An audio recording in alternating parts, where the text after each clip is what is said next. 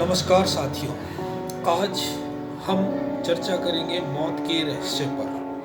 मैंने ये विषय इसलिए चुना कि हम जीवन के विभिन्न पक्षों पर चर्चा करते हैं, लेकिन जीवन की एक मुख्य सच्चाई मृत्यु, उसके ऊपर कोई बात नहीं करते। क्या जीवन को बिना मृत्यु के समझा जा सकता है? जीवन को समझने के लिए हमें मृत्यु का संदर्भ लेना पड़ता है।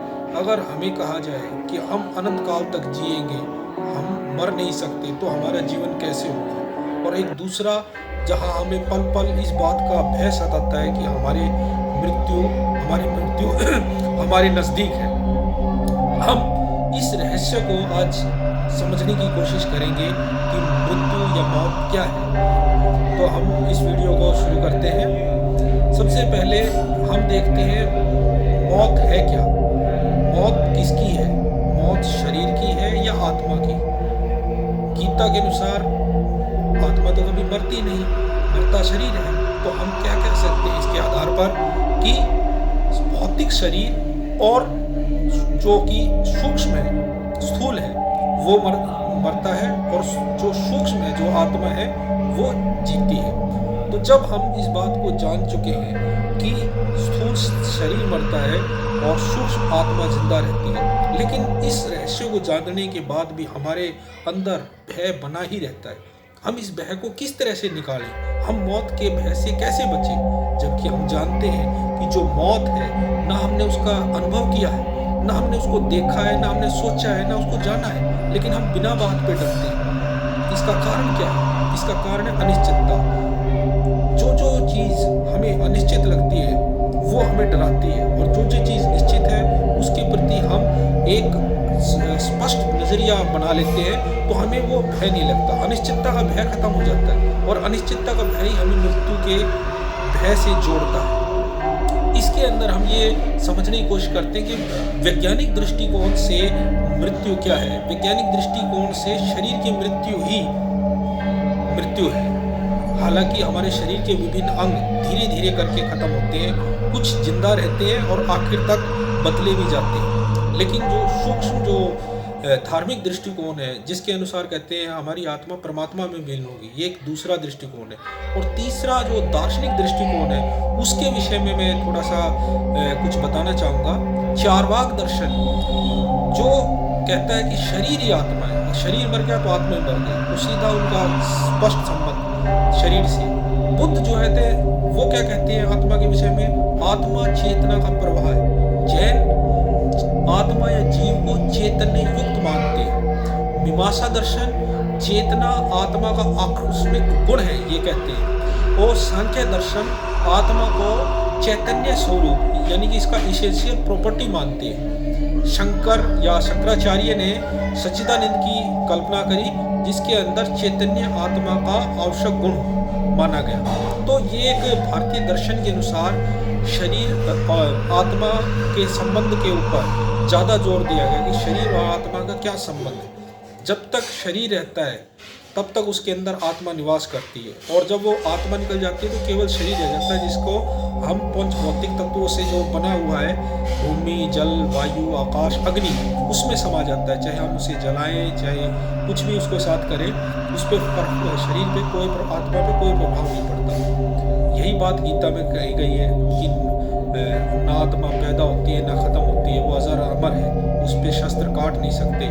तो ये जब चीज़ें हमारे पास आती हैं, जब लास्ट के अंदर आदमी पहुंचता है, तो गीता का उपदेश सुनता है। वो किस लिए सुनता है? कि वो उस मौत के भय से मुक्त हो सके। हम 4 धामों की यात्रा करते हैं, तो ये चीज़ें क्या है? उस मृत्यु को जीतने के लिए बचपन जवानी के इंतजार में, और जवानी बुढ़ापे के वेट में या इंतजार में, और बुढ़ापा मृत्यु के इंतजार में बीतता है। लेकिन इसके साथ एक मृत्यु का भय भी साथ साथ चलता है। हम ये देखते हैं कि जो भी हमारे, चाहे राम, चाहे कृष्ण या मोहम्मद साहब या कोई भी व्यक्ति हुआ, उनको भी मृत्यु आई है। राम के बारे में कहा जाता है कि उन्हें सरयू नदी के अंदर जल समाधि ली। कृष्ण के बारे में कहा जाता है कि उनके भाल का तीर्थ स्थान है गुजरात के अंदर, सोमनाथ के पास, वहाँ जिनका मंदिर बनाया हुआ है, वहाँ पे बताया गया है कि पैर के अंदर उनको तीर लगा था और उन्होंने तीर का इलाज नहीं करवाया और सेप्टिक बन जा गया और उसकी वजह से उनकी मृत्यु। ठीक, इसके अलावा हम और भी चीज़ों की मृत्यु से सीखने की कोशिश कर सकते हैं कि मृत्यु है क्या। हालांकि इतनी कम समय में मैं नहीं कहता कि मृत्यु के रहस्यों को मैं खोल दूंगा, लेकिन इस वीडियो की सफलता या असफलता के बाद मैं आगे इसके बारे में और भी प्रकाश डालूंगा। फिलहाल मैं इतना ही चीज़ें इसके अंदर ऐड करना चाहता हूँ या लाना चाहता हूँ कि आप मृत्यु के विषय में सोचें और उसके विषय में जो आपके विचार हैं वो बताएं। क्यों? क्योंकि आपको जानना है कि जीवन अनिश्चितता से भरा है, उसके अंदर जो अनिश्चितता एक मृत्यु भी है। अगर हम मृत्यु की अनिश्चितता को समझ लेंगे तो जीना हमारे लिए सरल हो जाएगा, अच्छा हो जाएगा। हम पल पल मृत्यु के भय से ग्रस्त नहीं रहेंगे। जैसे कोई भी व्यक्ति सपने में अपनी मृत्यु नहीं देख पाता, जैसे ही मृत्यु का टाइम होता है उसकी नींद खुल जाती है। क्यों खुल जाती है? इसका क्या कारण है? इसका कारण है कि कोई भी मृत्यु को अनुभव नहीं, इसलिए वहाँ अनुभव नहीं, इसलिए नींद खुल जाती है। हाँ, अगर उसको सपने आते हैं स्वर्ग के या नरक के तो हम उसकी कल्पना को कह सकते हैं, लेकिन असली में मृत्यु का कोई अनुभव किसी के पास नहीं। बहुत से कवियों ने इसके बारे में कहा कि नींद से जोड़ा है उसको, कि जैसे नींद आती है वैसे ही बुद्ध ने जैसे कहा है कि दिए का बुझ जाना है, और जैसे एक दिया बुझता है तो दूसरा जल जाता है। ठीक है, अलग अलग दर्शन के अनुसार मृत्यु को समझने का प्रयास किया गया, लेकिन हम ठोस रूप में जिसके ऊपर हम स्पष्ट रूप से कुछ कह सके, कुछ चिंतन ला सके, ताकि हमारे ऊपर से जो मृत्यु का के भय का प्रभाव है वो ना रहे, उसको हमें हटाना है। अगर हम मौत को जीतने में कामयाब हो गए तो हमारी ज़िंदगी सबसे सरल हो जाएगी। लेकिन ये मृत्यु का डर ही हमें हर पल हर क्षण डराता रहता है, और जिसकी वजह से मरने से पहले ही हम मर जाते हैं। और इस जो मृत्यु है वो इस तरह से हमारी ना घटे, इसलिए हमें उस मृत्यु पे सोचना पड़ेगा। आप याद करें महात्मा गांधी को, आप याद करें ईसा मसीह को, इन सब लोगों को आप देखेंगे तो इनको, सुकरात को, तो आप इन लोगों को देखेंगे इनको मृत्यु का भय नहीं था। अगर इन लोगों को मृत्यु का भय होता तो यह समाज के आगे सच्चाई नहीं रखते। सच्चे व्यक्ति को मृत्यु का भय नहीं होता। तो आप सब लोग ये जानने का प्रयास करें कि मृत्यु आखिर में हमें क्यों डराती है, उन्हें क्यों नहीं डराती है। आतंकवादी जो टेररिस्ट अपने शरीर पे बम बांध के कूद जाते हैं वो नहीं डरते, महापुरुष नहीं डरते, लेकिन सामान्य आदमी डरता है। इसका क्या कारण है? क्या महापुरुष होके ही हम मृत्यु को पार पा सकते? और उसी को आधार बना के दर्शन का निर्माण हुआ है। दर्शन क्या कहता है कि जीवन के बाद भी एक जीवन है, जिसे स्वर्ग नरक से भी परिभाषित किया गया है। इसके अलावा यह भी बताया गया है कि मोक्ष मुक्ति, उसका अर्थ क्या होता है? उसका अर्थ ये है कि व्यक्ति जन्म मरण के बंधन से मुक्त हो जाता है। जब व्यक्ति जन्म मरण के बंधन से मुक्त हो जाता है तो वो दोबारा इस भव सागर के अंदर दोबारा नहीं आता, तो उसकी मुक्ति हो जाती है। अब क्वेश्चन यही आता है कि मुक्ति किस तरह की होगी, किस प्रकार की होगी, वो आनंददायी होगी या दुख का निवारण होगी? ये दर्शन के ऊपर, जिस दर्शन को आप पढ़ते हैं उसमें इन्हीं प्रश्नों को हल किया गया। लेकिन हमारा जो उद्देश्य है, हमारा मूल उद्देश्य सिर्फ इतना है कि हम मृत्यु को समझें, उसके बारे में जानें, चर्चा करें, ताकि सब व्यक्ति एक स्पष्ट रूप से एक मत बना सकें कि मृत्यु क्या है। जब वो स्पष्ट रूप से मत सबका एक हो जाएगा तो मृत्यु हमें कम डराएगी। हालांकि उसके कारण अलग अलग हैं, कोई किस वजह से मरेगा, कोई किसी वजह से। कारण रहेंगे, कार्य कारण का सिद्धांत है कि कोई भी न कोई कारण बनता है। हम ये नहीं कह सकते बिना कारण के कोई कार्य होता है, कोई भी कार्य होता है उसका कोई कारण होता है। तो ये हमें आगे इस दर्शन का विकास करना है कि हम मृत्यु को भी जीत सकें। एक मृत्युंजय, एक इंद्रजीत होता है, इंद्रियों को जीतने वाला, मृत्यु को जीतने वाला मृत्युंजय।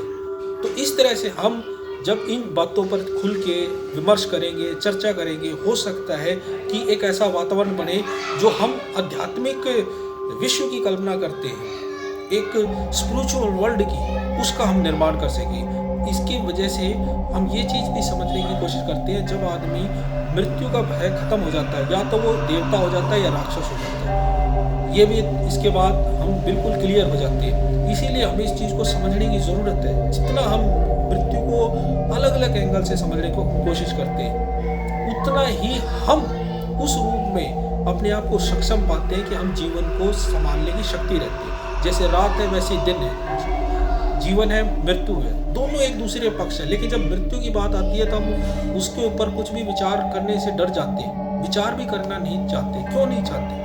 हमें यही प्रयास करना है कि हम मृत्यु को भी जाने, समझें, और जिस चीज़ के बारे में हम जान जाते हैं, उसका डर खत्म हो जाता है। बुद्ध को भी निर्वाण की प्राप्ति हुई, जैन धर्म के अंदर महावीर को भी, बहुत सारे महापुरुष थे जिन्होंने इस चीज़ को जान लिया।